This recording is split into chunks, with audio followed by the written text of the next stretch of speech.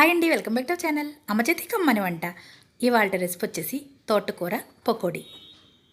మనం పకోడీని చాలా రకాలుగా ప్రిపేర్ చేస్తుంటాం కదండి, కానీ ఓసారి ఈ తోటకూరతో పకోడీని చేయండి. టేస్ట్ అయితే చాలా బాగుంటుంది. అచ్చంగా బయట కొన్న పకోడీలానే ఉన్నాయండి.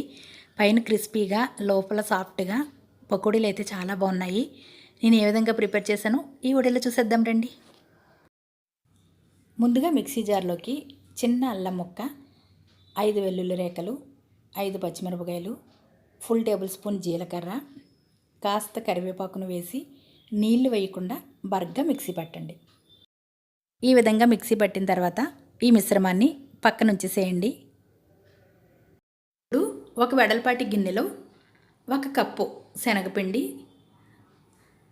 3 టేబుల్ స్పూన్స్ వరిపిండి, 1/2 టేబుల్ స్పూన్ పసుపు, 1/2 టేబుల్ స్పూన్ కారం, టేస్ట్కి సరిపడా సాల్ట్, మనం ముందుగా మిక్సీ పట్టిన పచ్చిమిరపకాయలు పేస్ట్ ఉంది కదండి, వాటిని కూడా వేసేసి తోటకూరని 1 కప్పు శుభ్రంగా కడిగి పక్కన పెట్టుకున్నాను అనమాట.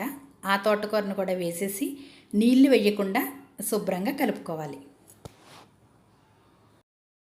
శనగపిండి తోటకూర అనేది మీ ఇష్టం అండి, ఎంతైనా వేసుకోవచ్చు. శనగపిండి వేసుకునే దాన్ని బట్టి వరిపిండిని కూడా వేసుకోవాలన్నమాట. శనగపిండి ఎక్కువైతే వరిపిండిని పెంచుకోవచ్చు. తోటకూర ఎంత ఎక్కువ వేసుకుంటే అంత టేస్ట్ బాగుంటాయి. పిండిని కలిపేటప్పుడు అస్సలు నీళ్ళు వేయకండి, పలుచుగా అయిపోయి ఆయిల్ పీల్చేసుకుంటాయి. ఈ తోటకూరలో ఉండే వాటర్ అంతా సరిపోతుందన్నమాట. కాస్త గట్టిగా అనిపిస్తే 1 స్పూన్ నీళ్ళు వేసి కలపండి. కన్సిస్టెన్సీ అనేది ఈ విధంగా ఉంటే మనకి బయట కొన్న పకోడీలానే వస్తాయండి. ఈ విధంగా కలుపుకున్న తర్వాత పక్కన పెట్టేసేయండి. ఇప్పుడు డీప్ ఫ్రైకి సరిపడగా ఆయిల్ వేసి ఈ పకోడీలుగా వేసుకోవడమే. పకోడీలు వేసేటప్పుడు ఒకసారి ఎక్కువగా వేసేకండి, 2-3 ట్రిప్పుల కింద వేసుకుంటే అవి సమానంగా ఏగుతాయి అన్నమాట. ఈ విధంగా బాగా వేగిన తర్వాత తీసేసేయండి.